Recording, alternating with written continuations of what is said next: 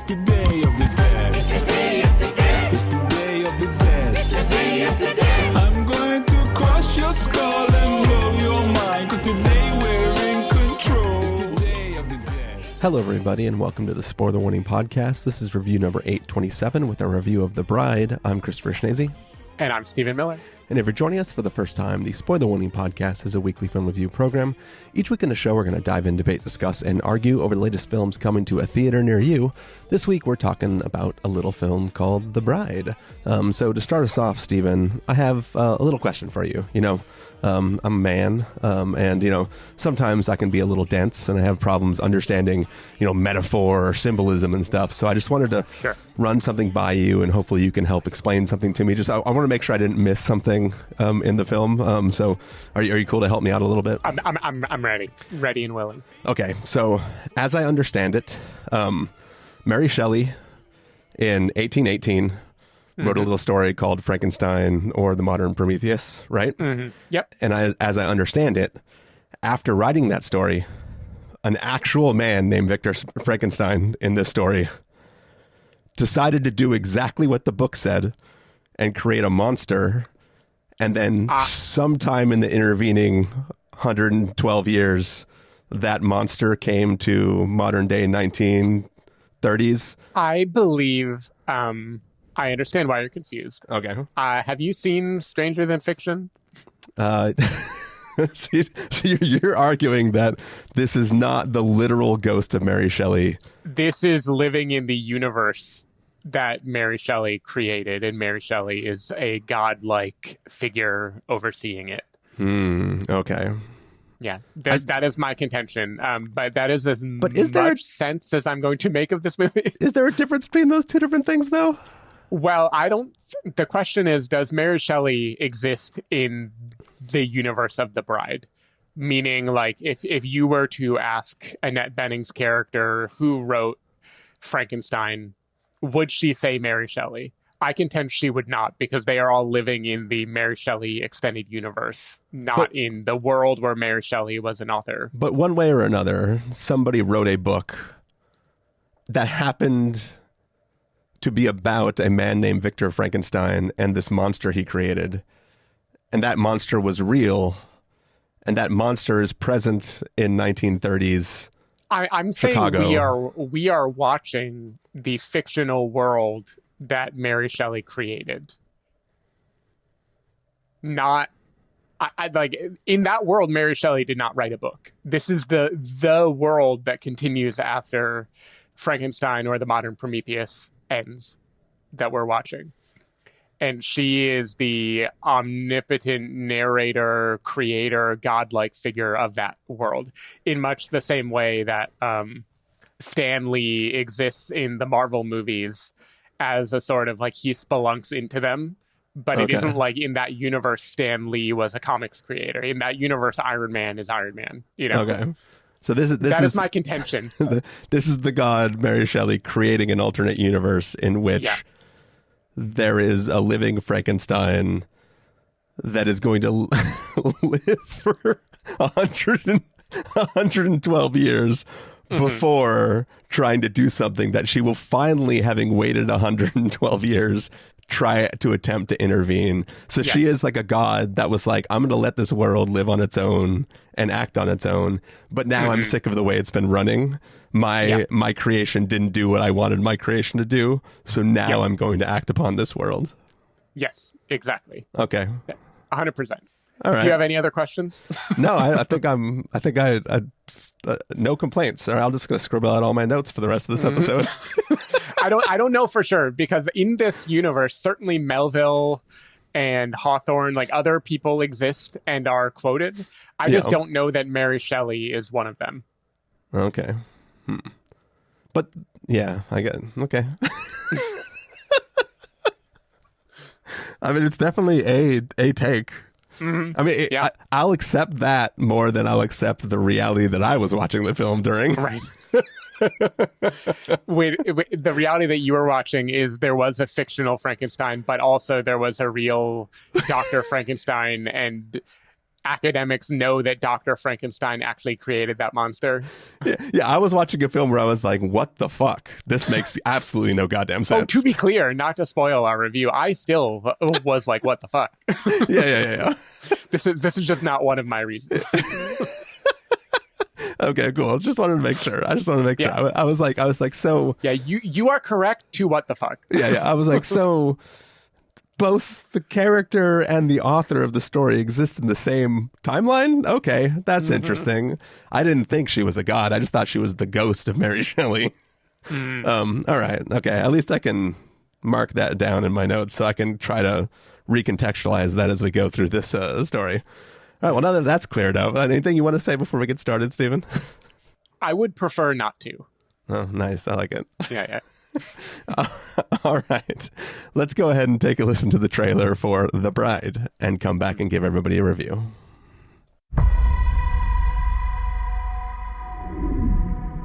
Can anybody help me? Please.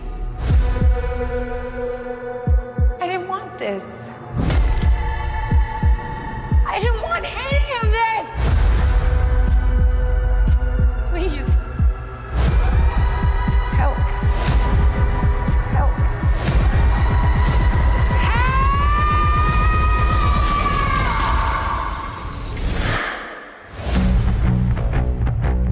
What happened? You had an accident. An accident, huh? We dug you up, then we brought you back to life. Get on stage, and I call her by her first name. What do you want with a dead girl? I'm the same. Born from the dead. I am a monster.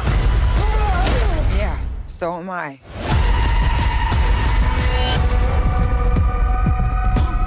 This world is a black hole.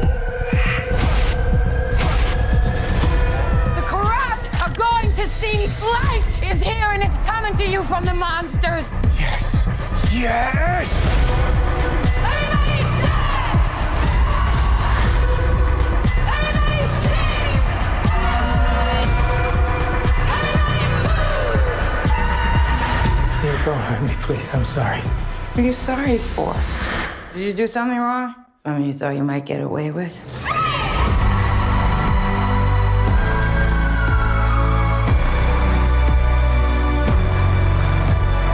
Stop right there!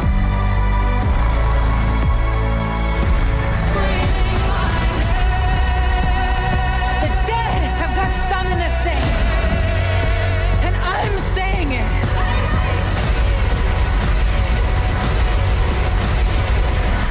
The Bride of Frankenstein. No, just the bride.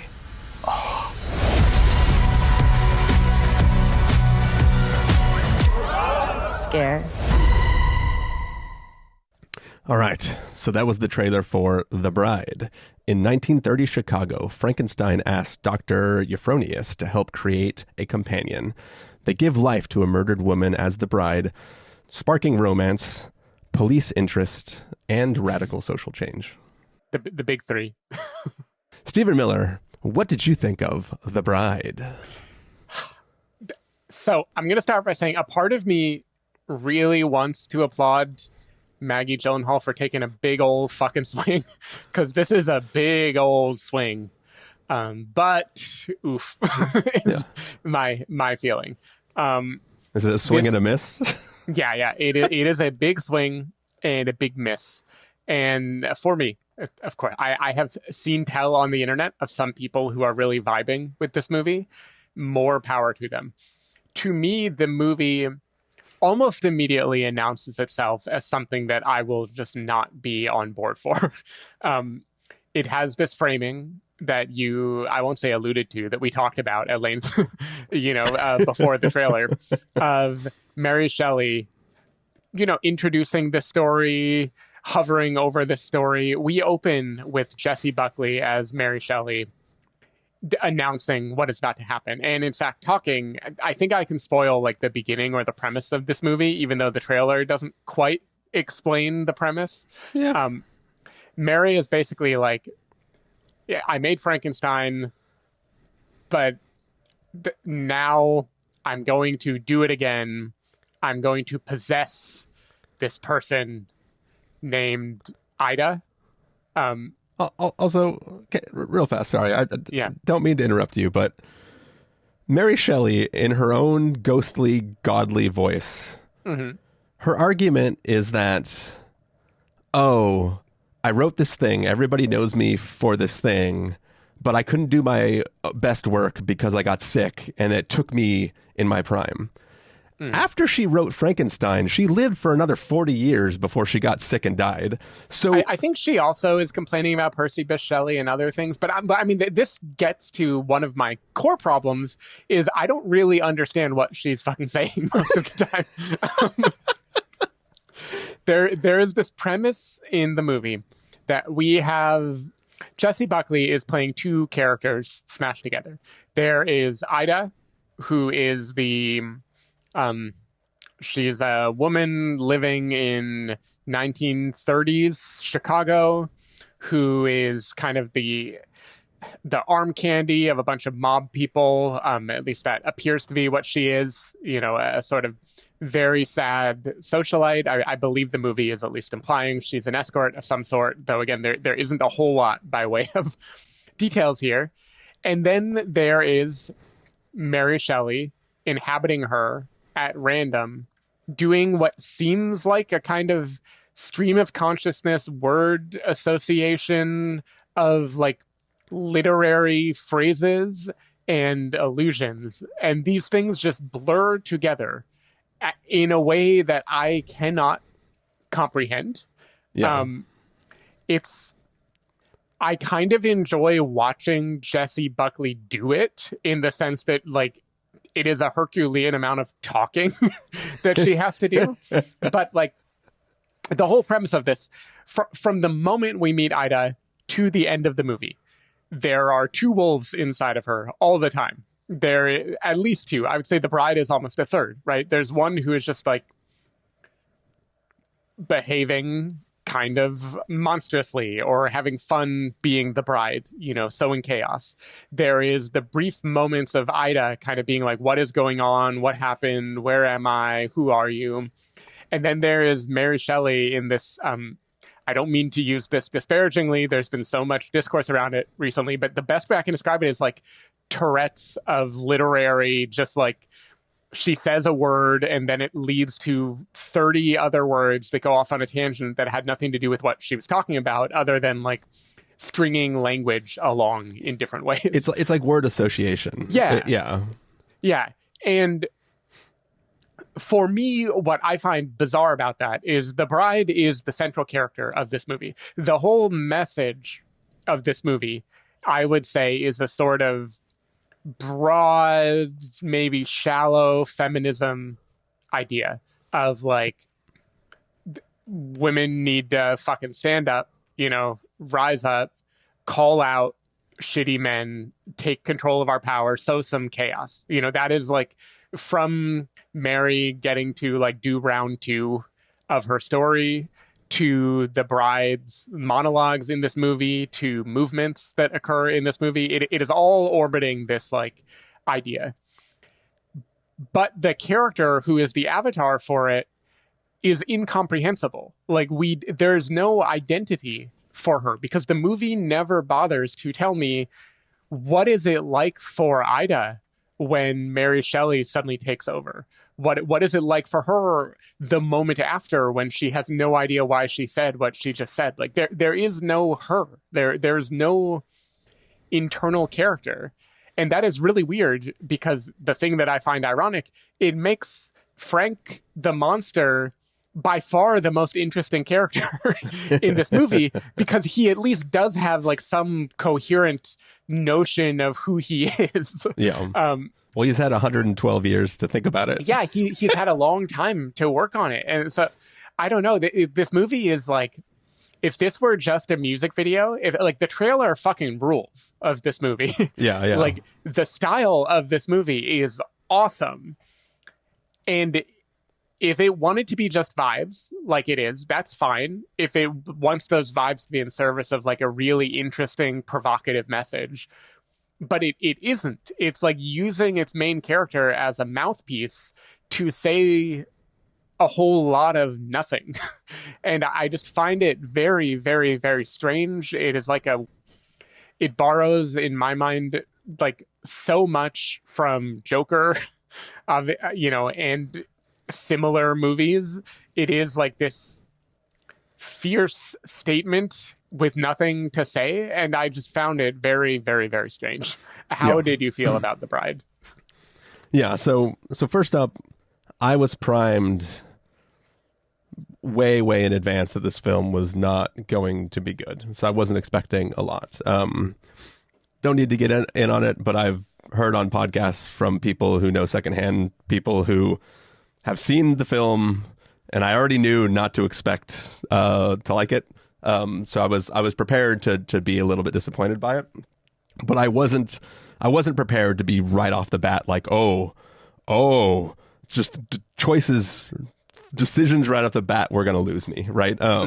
Like just understanding the fundamental choice of what this film was doing was going to be something that was going to just make me disagree. We already talked about just the whole Ghost of Mary Shelley thing, whether she's a god or a ghost, what she's choosing to possess, what she's trying to do with the story was just something that I was like not going to really vibe with. I assume we both saw this at Alamo Drafthouse. Yeah. This film starts with an intro from Maggie Gyllenhaal talking about her influences and what she liked. You already talked about the Joker. There's two influences this film. There's only two influences this film actually borrows from. It's the Joker and it's Beetlejuice. I mean, and a million classic Hollywood, it is steeped in Young Frankenstein and the original Frankenstein movies and all. But I hear Beetlejuice for sure. But obviously there's a bunch of scenes that it's taking from a bunch of individual things that it's borrowing from, but like there's two like key things that it's stealing from, not borrowing, that it's homaging, and it's like literally the entire conceit of Joker or the Joker and like a one major set piece that is all about being a major set piece from Beetlejuice, which only works if you have the ghost of Mary Shelley being present in the story, which irks me a little bit as well. But the whole Joker thing even weirds me out even more, considering Maggie Gyllenhaal is in The Dark Knight, which I know is a different version of the Joker, but still it seems weird because there's a whole party scene in that where they stumble in, and that's the whole where did I get the scars conversation. But it's like, so it's a whole weird galaxy brain sort of situation. That's I thought about that a lot because that scene has Jake Gyllenhaal too, and it felt like a strange mirror, Yeah, it was like something that's like very, very weird. But yeah, so like I think one of the things that bothers me about the Mary Shelley ghost situation is not just the Mary Shelley's ghost and Frankenstein the monster and the entire story exist in one universe, but it's when you have, you talked about this a little bit already, but when you have your protagonist possessed by another protagonist, who is the protagonist? Like, what are you even doing with this story? Like, I don't know who I'm supposed to care about. Am I supposed to root for Mary Shelley? Am I supposed to root for the bride? Am I supposed to root for one version of the two of them at different moments? I don't know who I'm supposed to care about. As you said, you kind of start to care about maybe the monster who everybody calls Frank, which doesn't even make sense because he's not Frankenstein. He's Frankenstein's monster. It doesn't matter, whatever. But then even his story, it's like a weird fucked up sort of thing where he's like literally taking a bride forcefully by digging her up and animating this woman. So it's like its own toxic thing, which I'll get to in a second. But like, which is intentional, of course. But it feels not intentional. I'll get to it in a second. Like, it feels accidental in a way because it doesn't hit on that story enough. Then when you get like Dr. Euphronius, like that entire, like, we learn stuff about her backstory that she just tells Frank in a way where Frank, it just goes over his head. He doesn't think about like what it means. And I'm like, she just told you something that you should think about and go, I don't like the decision you made in your past based on your work that should bother me. We can maybe talk about it if we want to get into spoilers. I don't know if we do. Then I have no idea. then there's like an ending to this film, and then there's a thing that it kind of hints at that would be after the film ends, which, based on conversations with Dr. Euphronius, makes no goddamn sense as well, which pisses me off. Then this film, you kind of already hit on it as well. This film kind of wants to be on the basis of sex.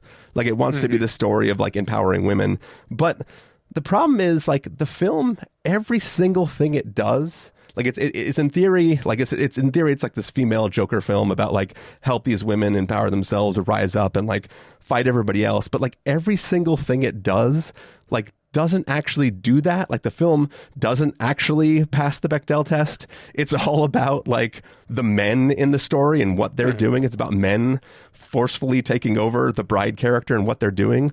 Every man is kind of controlling her in this arc. And even, like, Dr. Euphronius's character is about the man. All her work was about a man. Right. Like, it's like everything is weird. And I just don't understand when the story is trying to hit on these beats so hard, but it relies on all the male characters as the entire driving force of everything. And it's literally a story about taking away the bride's agency.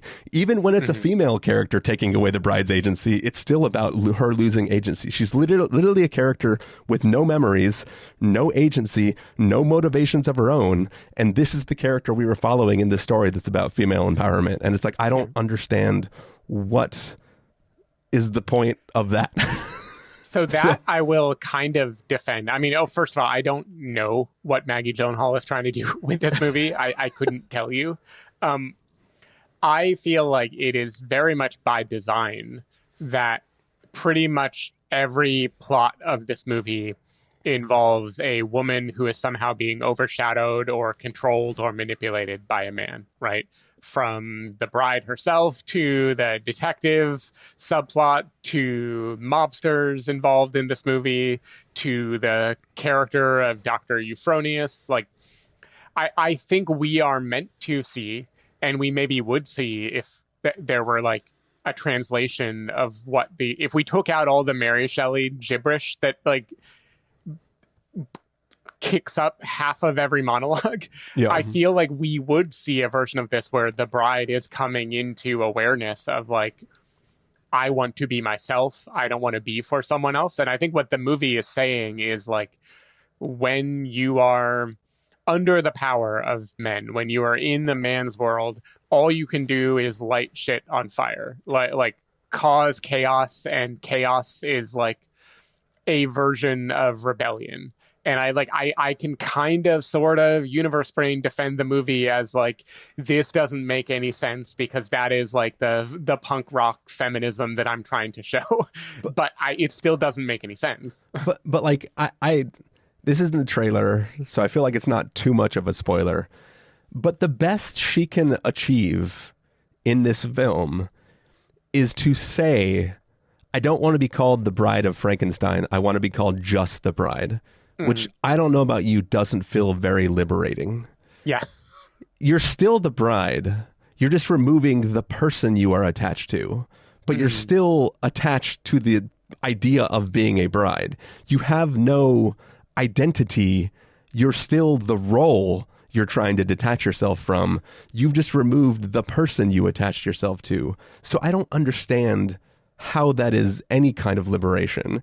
And like, there's a scene that feels like it was edited down to nothing, where she keeps asking about backstory. Tell me my backstory. Right. I need to know more. And there's a story about oysters.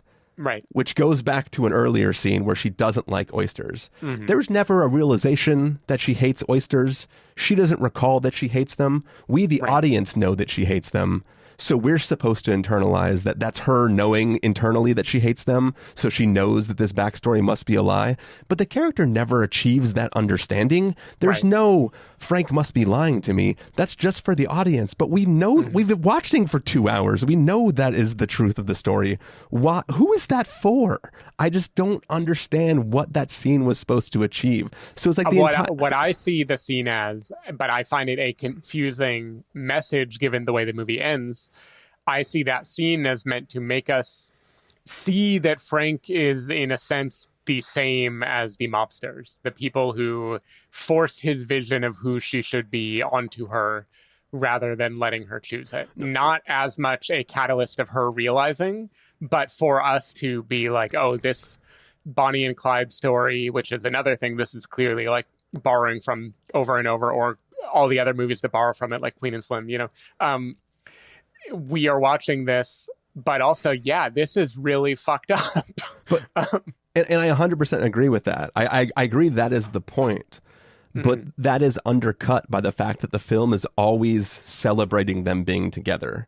The film is pushing all of the characters the world is rooting for them to be together. This is the second terrible film of the year to like invoke Romeo and Juliet incorrectly. Like, I am not the world's best scholar, but I know these two films are incorrectly invoking Romeo and Juliet. It's the second film to do it. This is not supposed to be a celebrated romance of star-crossed lovers. These are people who should not be together.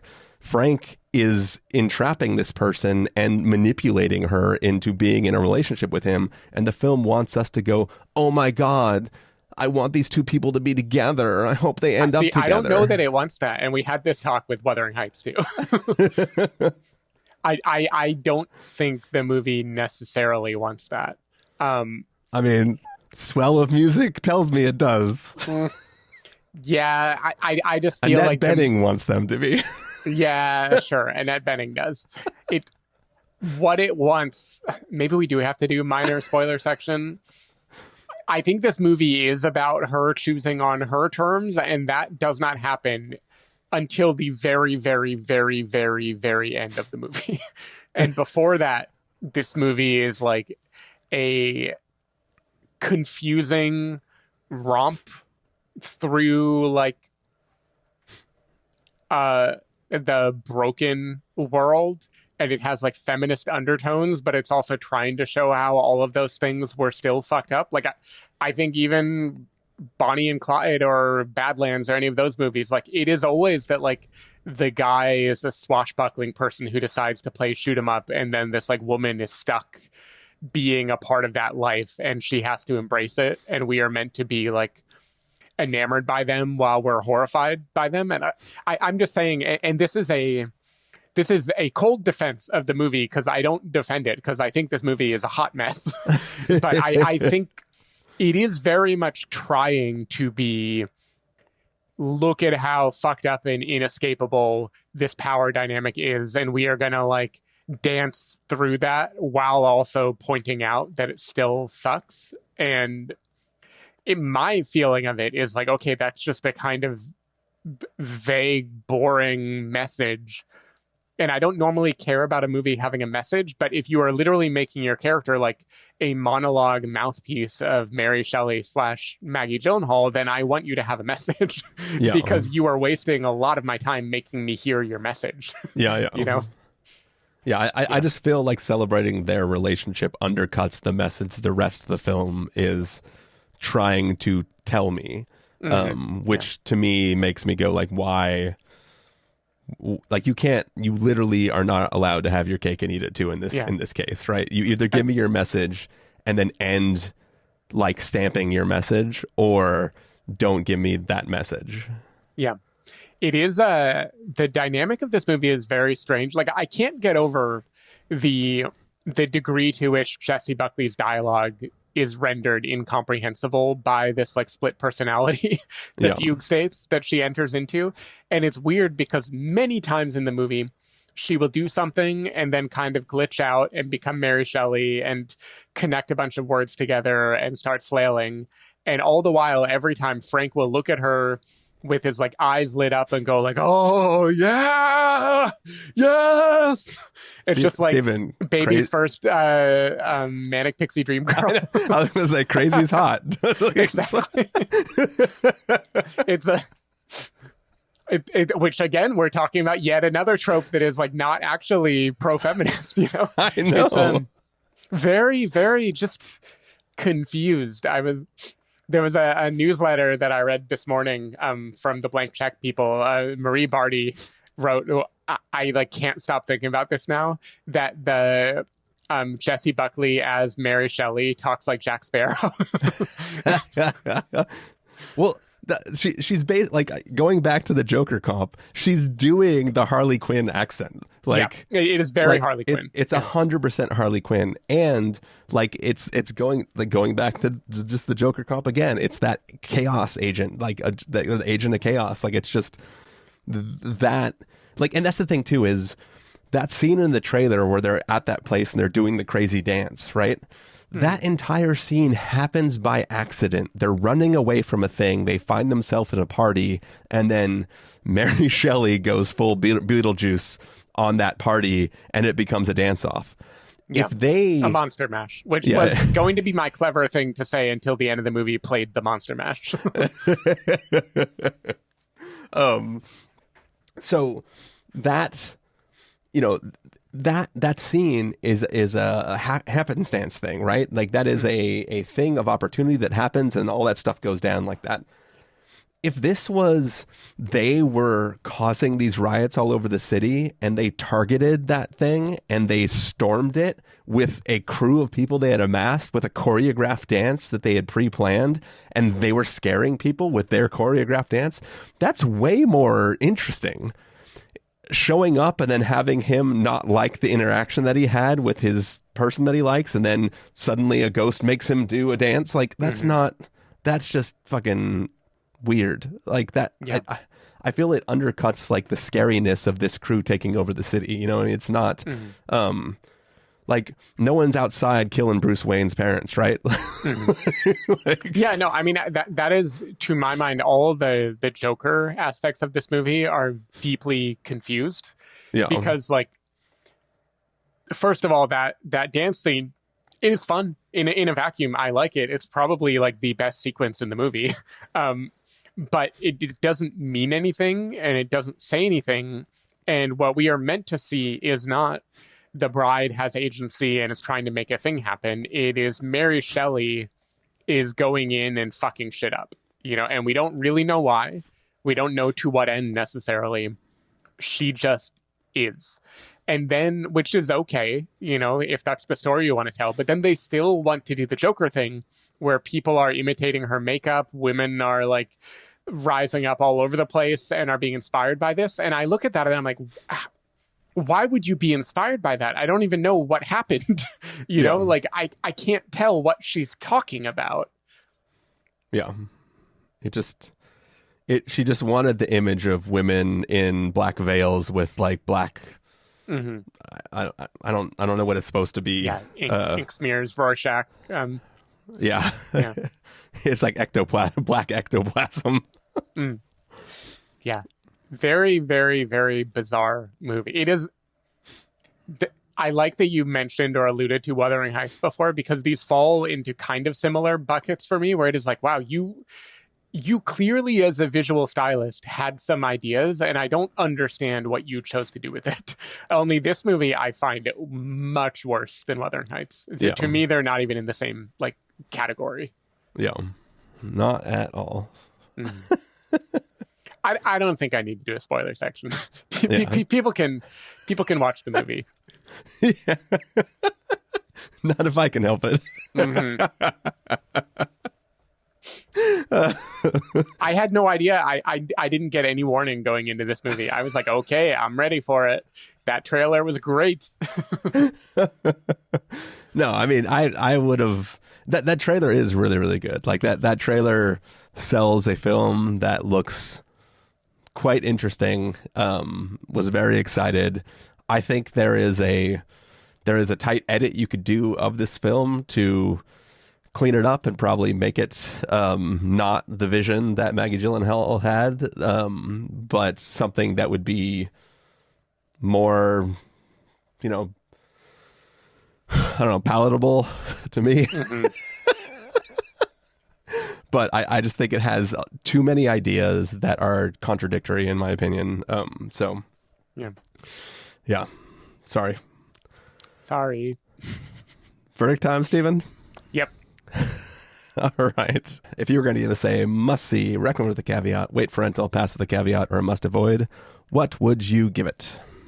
I am continuing my desire to at least mildly acknowledge visual stylists. I'm giving this a very, very caveated pass with a caveat.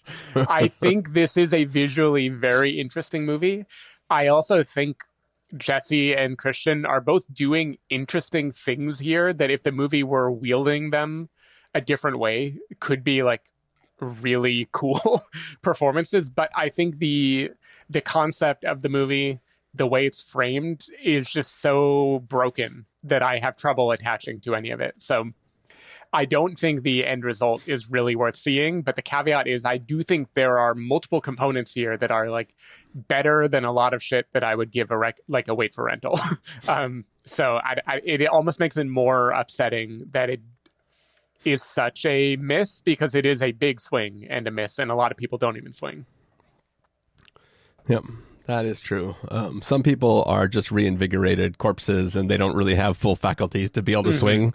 They can stomp. Yeah. They can stomp, which might be a problem for them in their 112 years on this planet.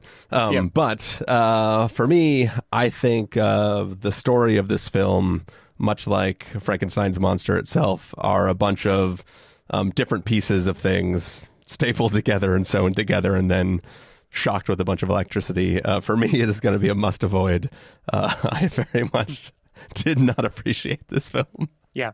So yeah, that is going to do it for this review of The Bride. Stephen Miller, if people want to find you throughout the week, where can they do that? People can find me at Threads or Blue Sky at sdavidmiller or sdavidmiller.com. People can find me at ChristopherInRealLife.com or ChristopherIRL on a number of social platforms. You can find the podcast over at thespoilerwarning.com, where you get a bunch of the back episodes of the show. If you want to subscribe to the show, you can do so on Overcast, YouTube, Apple Podcast, or wherever podcasts are found. If you want to know when the episodes go live, you can follow us at twitter.com/spoilerwarning, facebook.com/thespoilerwarning, or instagram.com/thespoilerwarning. If you want to get a hold of us directly, you can send an email to fans@thespoilerwarning.com, or you can use the contact form on our site. Music for this episode will come from a track selected from artlist.io, so hopefully you're enjoying that. We are going to take off, and we are going to record a review of Hoppers, so stay tuned. Go find a rock to sit next to a glade or a pond, and get ready for that review. Later. Bye.